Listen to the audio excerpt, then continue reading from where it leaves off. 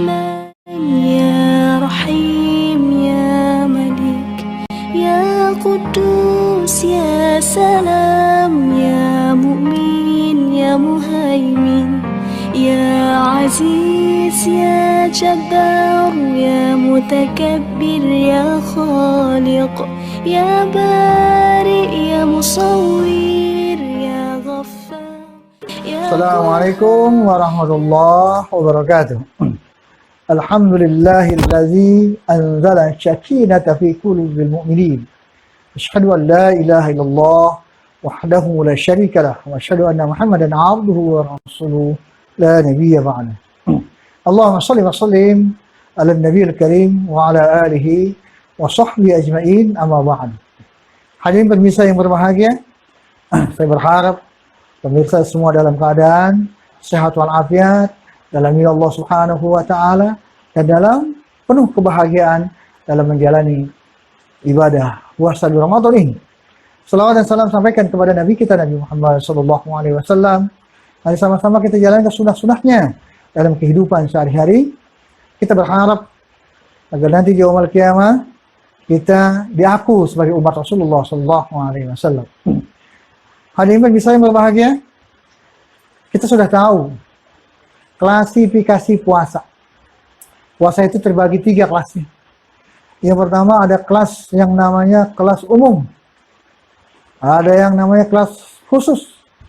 Ada yang namanya kelas khusus bil khusus. Yang mana yang umum, yang mana yang khusus, yang mana khusus bil khusus. Hadirin pemirsa yang berbahagia, nanti kita bisa mengukur nilai puasa kita ini apakah masuk kategori yang mana. Yang puasa yang umum ini atau puasa yang am adalah puasa yang menjalani puasa dari sejak sahur sampai kepada terbenam matahari, dia hanya mendapatkan lapar dan haus saja. Puasa mah puasa, terkadang sholat tidak. Sejak ba'da subuh, dia sahur, kemudian sholat subuh di rumah, bahkan tidak berjamaah, kemudian tidur. Dan bangun-bangunnya itu jam 4:30. Kemudian dia mandi, dia sholat asar, nggak lama maghrib. Jadi mereka sholat puasanya hanya mengalami 1,5 jam saja. Ini puasa yang umum. Yang puasanya ya puasa saja. Kamin fi'atin sha'imin, kata Rasulullah. Banyak orang yang puasa hanya menahan lapar haus saja. Jadi mau puasa mereka tetap puasa. Tapi nilainya berkurang. Ada lagi.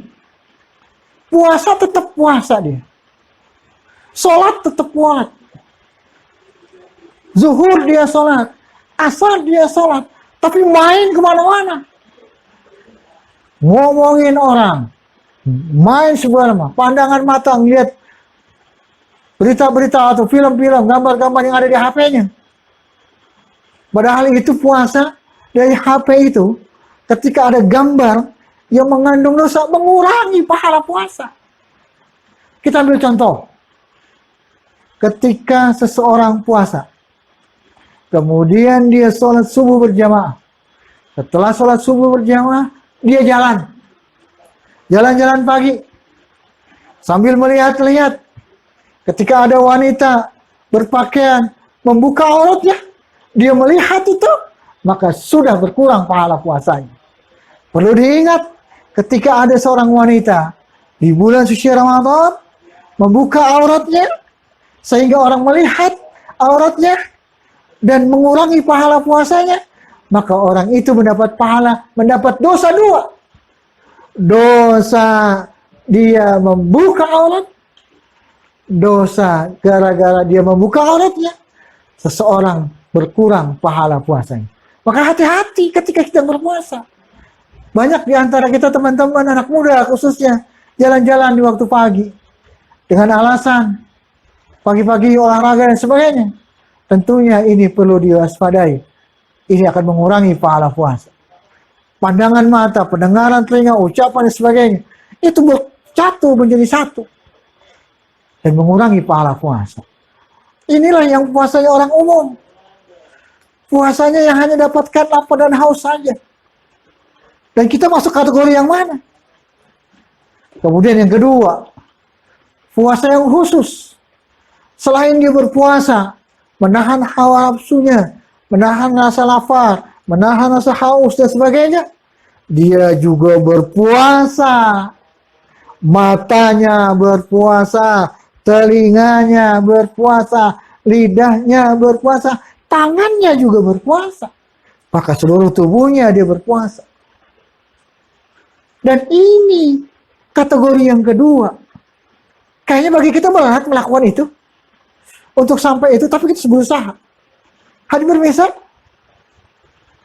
kalau kita masih dalam kategori, kayaknya kita kategori yang umum, apa yang khusus nih?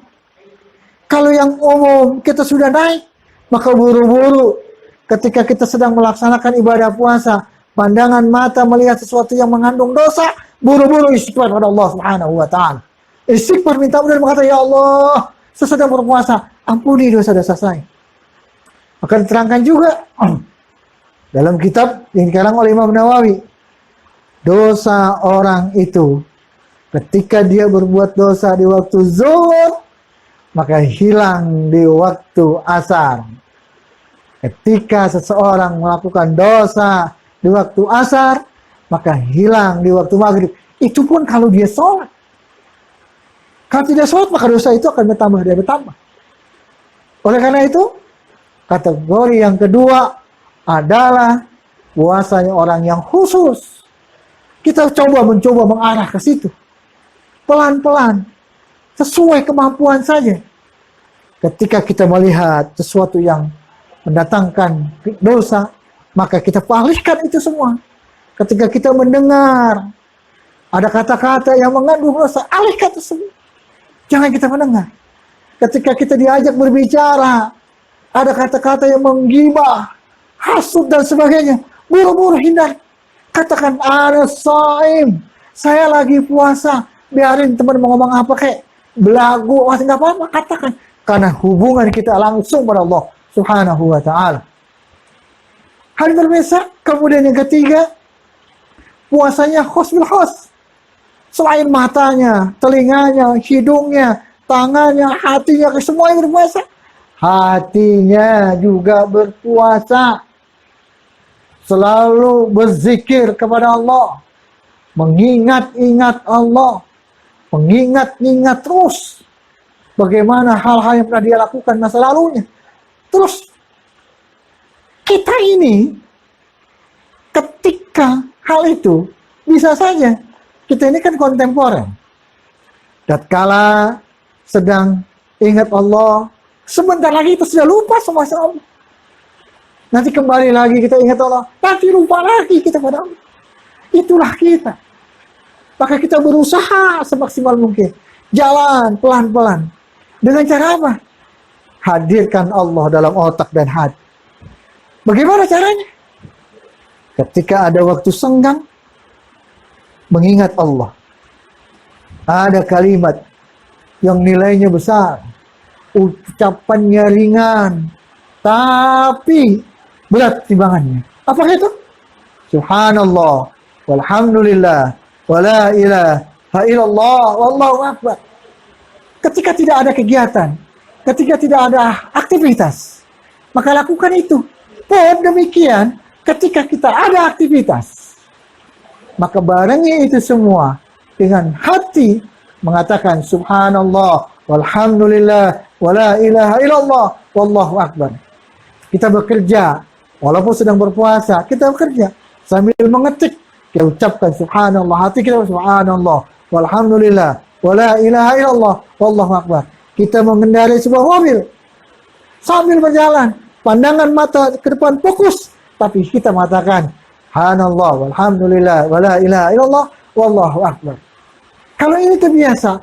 Maka akan terjadi hal yang biasa dalam kehidupan. Dan kita bisa lakukan ini semua. Makanya Ramadan ini adalah bulan tarbiyah. Bulan pendidikan. pendidikan menjadi orang baik di hadapan Allah Subhanahu wa Ta'ala. Baik itu ada 3. Baik menurut hati nurani, baik menurut manusia, baik menurut Allah. Kata hati nurani baik ketika kita melakukan suatu perbuatan. Kata hati nurani baik. Kata orang lain baik. Belum tentu kata Allah itu baik. Begitu juga kata orang baik, tapi kata hati nurani kita tidak baik, maka kata Allah juga tidak baik. Selanjutnya, kalau kata Allah baik, hati nurani baik, kata manusia yang beriman pasti baik, tapi nafsu mengatakan tidak baik. Salat baik, baca Quran baik, tapi hati nurani mengatakan itu baik. Orang lain mengatakan, oh belum tentu baca Quran itu baik, tapi di hadapan Allah itu baik. Maka cari kebaikan itu di mata Allah Subhanahu wa Ta'ala, bukan di mata manusia. Hani bermasa yang berbahagia. Jadi puasa ini adalah bulan pembelajaran bagi kita. Belajar menjadi orang baik. Belajar bertutur kata yang baik. Belajar memandang mata pandangan dengan baik. Belajar bagaimana kita mendengar kata-kata yang baik. Kalimat-kalimat thayyibah. Belajar bagaimana gerak tangan ini, langkah kaki ini menuju yang baik. Belajar bagaimana otak kita ini berpikir yang baik. Belajar bagaimana hati kita selalu mengatakan hal-hal yang baik ini. Kalau kita belajar melakukan ini semua, maka insya Allah keluar kata-kata yang keluarkan oleh kata-kata kita ada kalimat-kalimat thayyibah, kalimat-kalimat yang baik. Karena kita selalu mengucapkan kalimat-kalimat yang baik. Pemirsa yang berbahagia, oleh karena itu waktu pembelajaran ini singkat, hanya 1 bulan perjalanan. Ilmu yang Allah berikan begitu banyak. Maukah kita mengambil ilmu dari Allah? Ilmu kehidupan yang baik, menjadi manusia yang baik, menjadi insan yang baik dari Allah? Atau kita sebaliknya, kesempatan yang ada kita sia-siakan, justru menjadi manusia yang pemirsa yang berbahagia. Oleh karena itu, jangan disia-siakan kesempatan ini. Kita, kalau bukan kita, siapa lagi? Kalau bukan sekarang, kapan lagi? Kapan lagi kita mau beribadah pada Allah Subhanahu wa Ta'ala? Kapan? Allah cuma minta kepada kita, selaku manusia, selaku makhluknya, hanya beribadah. Wa ma khalaqtul jinna wal insa illa liya'budun. Allah ciptakan jin dan manusia hanya beribadah. Enggak lain, beribadah pada Allah Subhanahu wa Ta'ala. Hari ini waktunya lakukan semua. Karena kalau kita niat baik, itu dicatat Allah sebagai amal ibadah.